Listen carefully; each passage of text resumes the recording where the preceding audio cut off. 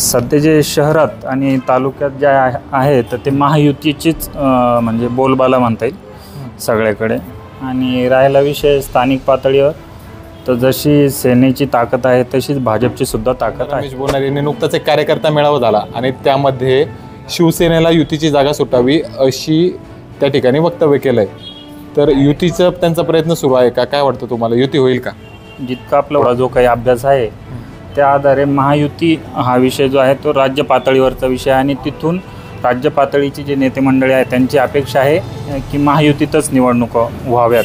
विशेष करून शिंदे गटाची अपेक्षा आहे ही राज्य पातळीवरून। त्याच्यामुळे आणखीन स्थानिक पातळीच्या निवडणुकीसाठी त्यांना ग्रीन सिग्नल भेटला। अजित पवार गटाचा जो काही विषय आहे त्यांना सगळ्याच पक्षांकडून, मोठे जे पक्ष आहेत भाजप किंवा शिवसेना यांच्याकडून गळ टाकण्याचा प्रयत्न चालू आहे अशी गावात। विधानसभेला आमदार रमेश पाटील बोरनारे सर आणि डॉक्टर दिनेश भाऊ परदेशी यांच्यामध्ये शहरात 3000 मतांचा फरक होता। आणि मागच्या पालिका निवडणुकीत जी की आय थिंक 2017ला झाली होती, तर त्या पालिका निवडणुकीत विजयी उमेदवार आणि पराभूत उमेदवार यामध्ये 2069 मतांचा डॉक्टर परदेशी समोर उभे राहिले, तुम्हाला काय वाटतं काय होईल?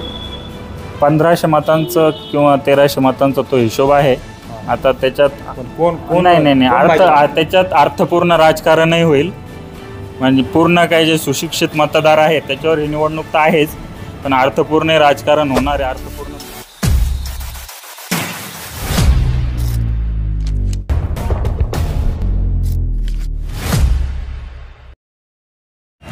वैजापूर नगरपालिकेच्या निवडणुकीच्या अनुषंगाने आज आपण काही पत्रकारांशी संवाद साधणार आहोत। आपल्यासोबत सर्वात प्रथम या ठिकाणी जी अमोलभाऊ राजपूत आहेत, त्यांचा 10 वर्षापासून अधिकचा पत्रकारितेच्या क्षेत्रात अनुभव आहे।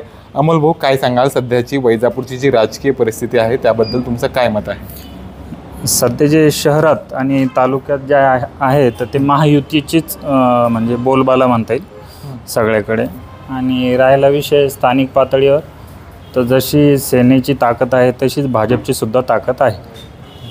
बरं, शिवसेना, शिंदे गट आणि भाजप हे वेगवेगळे लढणार अशी चर्चा सुरू आहे। तुम्हाला काय वाटतं, जनतेचा कौल कोणाकडे असेल? तर सेना आणि भाजप यांची जर समोरासमोर लढत झाली तर ह्या लढतीत उमेदवार कोण असतील यावर ही संपूर्ण निवडणूक अवलंबून आहे आणि त्यानंतरच आपण त्याच्यावर भाष्य करू शकतो। उमेदवार कोण आहे याच्यावर सगळ्यात महत्त्वाचा विषय हा आहे। बरं, आता तुम्ही जसं सांगितलं की उमेदवार, मात्र आमदार रमेश बोरनारे यांनी नुकताच एक कार्यकर्ता मेळावा झाला आणि त्यामध्ये शिवसेनेला युतीची जागा सुटावी अशी त्या ठिकाणी वक्तव्य केलंय। तर युतीचा त्यांचा प्रयत्न सुरू आहे का? काय वाटतं तुम्हाला, युती होईल का? जितकं आपलं वाचन आणि राजकीय म्हणजे जास्त प्रमाणात नाही पण थोडा जो काही अभ्यास आहे त्या आधारे महायुती हा विषय जो आहे तो राज्य पातळीवरचा विषय आहे आणि तिथून राज्य पातळीची जे नेते मंडळी आहेत त्यांची अपेक्षा आहे की महायुतीतच निवडणुका व्हाव्यात। विशेष करून शिंदे गटाची अपेक्षा आहे ही राज्य पातळीवरून। त्याच्यामुळे आणखीन स्थानिक पातळीच्या निवडणुकीसाठी त्यांना ग्रीन सिग्नल भेटलेलं नसावं, म्हणजेच ते युतीच्या उमेदवारीवर बोलतात। पण शिवसेनेनं युतीची उमेदवारी मागणं हे कितपत योग्य आहे? कारण आता भाजपच्या कार्यकर्त्यांनी तर विधानसभेच्या टाइमात त्यांचं काम केलं। राजकीय महत्त्वाकांक्षा सर्वांना असते, शिवसेना असो, भाजप असो, राष्ट्रवादी असो, MIM असो, त्यात काही वावगं किंवा वेगळं आक्षेप घेणं किंवा बोलणं हे चुकीचं ठरेल माझ्या हिशोबाने। तर राजकीय महत्त्वाकांक्षा सर्वांना असते। राष्ट्रवादी अजित पवार गटाची काय भूमिका असेल? राष्ट्रवादी अजित पवार गटात जे कोणी आता समजा स्थानिक पातळीचे महत्त्वाचे जे नेते आहेत त्यांचा कौल ह्यावेळेस ते कोणासोबत जाणार की स्वतंत्र निवडणूक लढवणार, तो एक महत्त्वाचा किंवा कळीचा मुद्दा ठरू शकतो या निवडणुकीत। आणि त्यात जी काही चर्चा आहे तर राष्ट्रवादी अजित पवार गटाचा जो काही विषय आहे त्यांना सगळ्याच पक्षांकडून, मोठे जे पक्ष आहेत भाजप किंवा शिवसेना यांच्याकडून गळ टाकण्याचा प्रयत्न चालू आहे अशी गावातही चर्चा आहे आणि आपल्या पातळीवरही ती चर्चा चालूच आहे। आता ते कोणासोबत जातील त्याच्यावर हा सर्व विषय अवलंबून आहे। तर शिवसेनेकडून आता आमदार रमेश बोरनारे यांच्या लहान्या बंधूचं नाव समोर येतं आहे, डॉक्टर राजीव डोंगरे हे देखील रेसमध्ये होते। जर बोरनारेंना तिकीट मिळालं तर काय वाटतं काय होईल? बोरनारेंना म्हणजे आपले संजय बोरनारे आता विधानसभेला आमदार रमेश पाटील बोरनारे सर आणि डॉक्टर दिनेश भाऊ परदेशी यांच्यामध्ये शहरात 3000 मतांचा फरक होता आणि मागच्या पालिका निवडणुकीत जी की आय थिंक 2017ला झाली होती, तर त्या पालिका निवडणुकीत विजयी उमेदवार आणि पराभूत उमेदवार यामध्ये 2069 मतांचं अंतर होतं. आता हे जे काही मतांचं अंतर आहे तो जवळपास स्पेसिफिक ठरलेलाच आहे. पालिका निवडणूक असो किंवा विधानसभेची निवडणूक असो, भाजप आणि सेनेत वैजापूरमध्ये 2 ते 3 हजाराचाच अंतर आहे.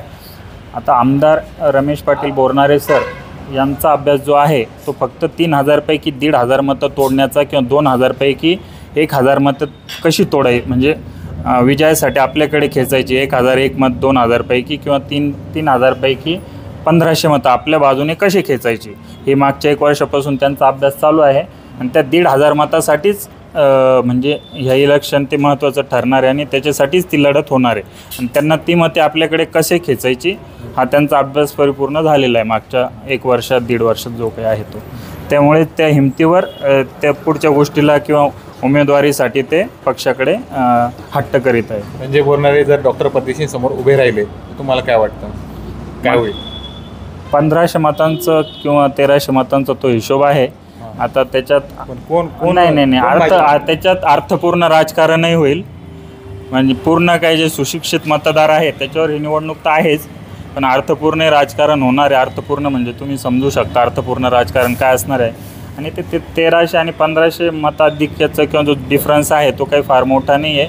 आता तो ऐन वेळेवर तो कौल आपल्याकडे ओढण्यात कोण बाजी मारेल त्याच्यावर विषय. पण सगळ्यात प्रथम आत्ताचा जो विषय चालू आहे की ही निवडणूक जी होईल तर ती युतीत होईल का युतीत होणार नाही. अजून दोन्ही पक्षांना वरतून स्वतःचे म्हणजे स्वबळाची तयारी ठेवा असे संकेत असतीलही, पण असे ग्रीन सिग्नल आले नाही का आपल्याला सुट्टी म्हणजे विभक्त निवडणूक लढवायची. त्याच्यामुळे आणखीन हे आपली चर्चा झाली युती होईल किंवा नाही, 80-85% युती होणार नाही असं ग्राह्य धरू, पण 15% शक्यता आहे. कारण की आमदार रमेश पाटील बोरनारे सर हे पक्षवरिष्ठांचा आदेश धुडकावणार नाही. जर त्यांना वरिष्ठांनी जर आदेश दिलेतच उमेदवारीवर ते चर्चा करू शकता, हा उमेदवार नको तो उमेदवार हवा, बाकी ते पक्षाचा आदेश धुडकावणार नाही. बरं, आता बोरनारेंनी तर स्पष्ट सांगितले जे माझ्या विरोधात उभे राहिले होते त्यांना मी कसं बघायचं माझ्यासमोर, त्यांना कसं त्यांच्यासाठी काम करायचं. बोरनारेंचा डायरेक्ट डॉक्टर दिनेश परदेशींना विरोध आहे का, नेमकं काय कारण असावं त्याच्यामागचं? नाही, आता माझ्या घराचं जर बांधकाम चालू आहे, माझ्या घराच्या बांधकामच्या वेळेस तुम्ही मला जर काही अडचणी निर्माण केल्या किंवा माझ्या अपेक्षानुसार तुम्ही मला सहकार्य केलं नाही, उद्या तुमच्या घराचं बांधकाम येणार तर त्यावेळेस मी माझ्या हिशोबाने तर माझ्याकडून जसं तुम्हाला अडचण निर्माण करतील तसं मी करणार. मुद्दा तर हे मानवी वृत्ती आहे. हे कोणी आमदार बोरनारे सर किंवा डॉक्टर दिनेश परदेशी यांचा विषय नाही, मानवी वृत्ती आणि साहजिक वृत्ती आहे ती. तुम्ही मला कधी समजा खिंडीत गठवलं किंवा गाठलं असेल तर मी माझ्यापर्यंत जेव्हा संधी येईल ती सोडणार. या सर्व घडामोडींमध्ये विरोधक कुठं हरपलेला नेमका? विरोधकांची चर्चाच नाही ना. विरोधक नाहीच आहे ना मुळात. बाळासाहेब संचिती होते काँग्रेसमध्ये, ते भाजपमध्ये आलेत. डॉक्टर दिनेश परदेशी उबाठामध्ये होते, ते भाजपमध्ये आले. भाऊसाहेब पाटील चिकटगावकर तात्या जे की उबाठामध्ये होते ते शिंदे सेनेत आले. संजय निकम जे की होते उबाठामध्ये ते शिंदे सेनेत आले. तर विरोधक कोणी राहिलेलंच नाही शहरात सध्या. जे काही राजकारण आहे त्या 2 पक्षांभोवतीच, स्थानिक स्वराज्य संस्थाच्या ज्या काही निवडणुका आहे, नगरपालिका, पंचायत समिती, जिल्हा परिषद, त्या 2 पक्षांच्या भोवतीच घुटमाळणार आहे त्या निवडणुका. आता विरोधकांमध्ये एक नाव चर्चेत आहे, प्रकाश चव्हाण. त्याबद्दल तुम्हाला काय वाटतं? नो फाईट होणारच नाही काहीच. बरं, गेल्या 20 वर्षामध्ये वैजापूर शहराला फिल्टरचं पाणीच माहीत नाही आणि गटरशिवाय वैजापूर शहराला माहीतच नाही का नाही, हे बोरनारेंनी विधान केलं आहे. खरंच 20 वर्षात विकास झाला नाही का असं वाटतं का तुम्हाला? नाण्याच्या कधी 2 बाजू असतात.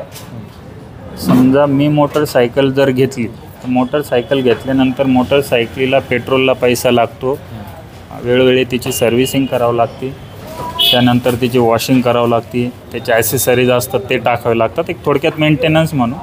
आता फिल्टरचा विषय हा जो काही आहे तो जास्त यापूर्वी चर्चेला गेलेला नाही आहे आणि मेंटेनन्स झाला. आता मी काही कोणाची बाजू याच्यात मांडणार नाही किंवा त्या विषयावर अधिकशी काही माझी माहिती अपूर्णही म्हणू शकतो मी. पण मेंटेनन्स वगैरेचे जे काही प्रकार आहेत किंवा मागणी वेळोवेळी झाली असेल, पण वरच्या पातळीहून त्याच्यासाठी म्हणजे सत्ताधाऱ्यांचे जे काही सपोर्ट हवा स्थानिक पातळीवर म्हणजे राज्य पातळीहून आपल्या पालिका पातळीत जो काही सपोर्ट हवा तो भेटला नसेल किंवा मग राहिला विषय सरांचा, तर समजा उपमुख्यमंत्री एकनाथजी शिंदे साहेब आहेत, त्यांच्या एक जो सरांना सहकार्य करण्याची भावना आहे ती चांगली आहे, तर त्या हिशोबाने सर ते प्लांट वगैरेचं गोष्टी करू शकतात, जी की मागच्या लोकांना सपोर्ट तसा काही भेटला नसेल किंवा बाकी शहर सुंदर किंवा व्यवस्थित करण्यासाठी आपलं घर व्यवस्थित किंवा स्वच्छ सुंदर घरातल्या सर्व सदस्यांना चांगलं पाणी मिळावं ही सगळ्यांचीच इच्छा असते. असं नाही की जाणून बुजून कोणी काही करेल किंवा टाळाटाळ करेल, काही अडचणी असाव्यात असं मला वाटतं. तरी ठीक आहे, त्यांचा राजकीय हेतूने जर तो आरोप करत असतील तर तो रास्त त्यांचा आरोप आहे, आपण त्याबद्दल म्हणजे त्यांचा आरोप खोडून काढू शकत नाही. तुम्ही जसं म्हणलं की सर ते करू शकता पाण्याचं फिल्टरचं, तसं भाजपचा आता मुख्यमंत्री, भाजपचा जो नगराध्यक्ष होईल तो नाही करू शकत का? तुमच्या विषय काय आहे, हा विषय मागच्या 20 वर्षापासून कधी चर्चेला गेला नाही. आता राजकीय व्यासपीठ त्या विषयासाठी लाभलेलं आहे आणि राजकीय व्यासपीठ लाभल्यामुळे तो विषय आता समोर आला आणि आवर्जून चर्चेला जात आहे. कदाचित यापुढील काळात जो कोणी नगराध्यक्ष होईल मग तो, कारण की महायुतीचाच होणार आहे हा तर विषय नक्की, कारण की राज्य पातळीवर असं सांगण्यात आलेलं आहे मुख्यमंत्री देवेंद्र फडणवीस यांच्याकडनं की इलेक्शन जरी आम्ही मैत्रीपूर्ण लढती निवडणुकीत घेतल्या तरी निवडणुकीनंतर आम्ही परत एका ठिकाणीच येणार आहे. त्यामुळेच महायुतीचा जो कोणी नगराध्यक्ष होईल तो प्रश्न आमदार साहेबांच्या माध्यमातून किंवा जो कोणी अध्यक्ष होईल त्यांच्या माध्यमातून नक्कीच मार्गी लागेल. सध्या 300 कोटीहून अधिकची कामे बोरनारे यांनी शहरात आणली असा ते दावा करतायत. ही कामे कुठल्या म्हणजे कसं होते, पत्रकार म्हणून तुम्ही कसं बघतात, चांगल्या दर्जाची होती का, हे खरंच वैजापूरच्या विकासाला चालना देतील का, काय वाटतं? कुठल्याही गोष्टीला नाण्याच्या दोन बाजू असतातच. बोरनारे सरांनी त्यांच्या परीने प्रामाणिकपणे जे प्रयत्न करायचे ते केले शहराच्या विकासासाठी, तालुक्याच्या विकासासाठी, त्याबद्दल दुमतच नाही. जनतेतही तुम्ही आम्ही फिरतो तर लोकांचे म्हणजे जे काही लोकांमध्ये समाधान आहे, जे काही कामं झालेली आहेत सरांनी ती कामं आणली तर ती महायुतीच्या माध्यमातूनच आणलेली आहे. त्याच्यात काही वेगळा कुठला पक्ष किंवा एका पक्षाच्या माध्यमातून किंवा एका पक्षाच्या नेत्यांच्याकडूनच ती कामे मिळालेली नाहीत, महायुतीकडूनच ती कामे मिळालेली आहे. सरचं याच्यात आपल्या तालुक्यासाठी जिव्हाळा आहेच, तर त्यांनी ते म्हणजे 100% प्रयत्न करून ती कामे खेचून आणलेली आहेत. जी इतर तालुक्यांना भेटली नाही, तर आपल्या तालुक्याला नक्कीच जास्त कामे भेटलेली, विकास कामे. आता पत्रकार म्हणून तुम्हाला काय वाटतं, वैजापूरचा विकास झाला हे कधी म्हणता येईल? कुठली मुख्य कामे हवी आहे वैजापूर शहराला तशी? मानवी वृत्ती जी आहे तर ते 100% समाधानकारक हा विषय होतच नाही कधी. राहिला तरी आता तरुणांच्या व्यवसाय म्हणजे नोकरीचा विषय, सुशिक्षित बेरोजगार आपण जे म्हणू, बेरोजगारीचा काही प्रमाणात विषय आहे शहरातील काही भागात वगैरे. काही थोडे विशिष्ट जागा आहेत तिथे बेरोजगारीचा विषय आहे. ते आता एरिया म्हणजे अभ्यास केल्यानंतर कळतील तुम्हाला कोणत्या परिसरात जास्त बेरोजगारी आहे किंवा पालिकेच्या ज्या शाळा आहेत शैक्षणिक म्हणजे वेगवेगळ्या काही शाळा आहेत पालिकेच्या, तिथे शैक्षणिक सुधारणा गरजेची आहे आणि एक शाश्वत पाण्याचा स्रोत वैजापूर शहरासाठी आवश्यक आहे. जो की माहितीचा जो कोणी आमदार होईल त्यांनी आणि बोरनारे सरांच्या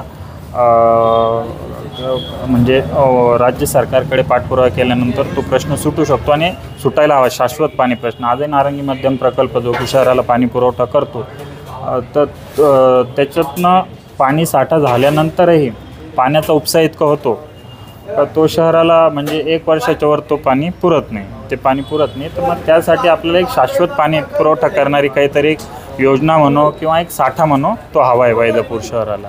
आणि तो पण एक भविष्यातले आपली एक गरज किंवा एक म्हणजे महत्त्वाचा विषय आहे शहरासाठी. बेरोजगारी एकचा एक काहीतरी जो विषय मी बोलतो तो एक आहे रोजगारांसंबंधी म्हटल्यावर काहीतरी एक विशिष्ट अशी मोठी संस्था किंवा पश्चिम महाराष्ट्रात जसे वेगवेगळ्या कारखानदाऱ्या वगैरे जे काही आहेत तसं आपले शहर किंवा परिसरात राजकारणी लोकांनी विशेषतः ज्यांच्याकडे अर्थकारण म्हणजे आर्थिकदृष्ट्या जे राजकारणी संपन्न आहेत त्यांनी म्हणू किंवा आमदार साहेबांच्या माध्यमातून म्हणू, तर यांनी ह्या लोकांनी त्याच्यात तरुणांना वाव देण्याची आणखीन भरपूरशी संधी आहे, तर ती त्यांनी द्यायला हवी. तर हे होते पत्रकार अमोलजी राजपूत.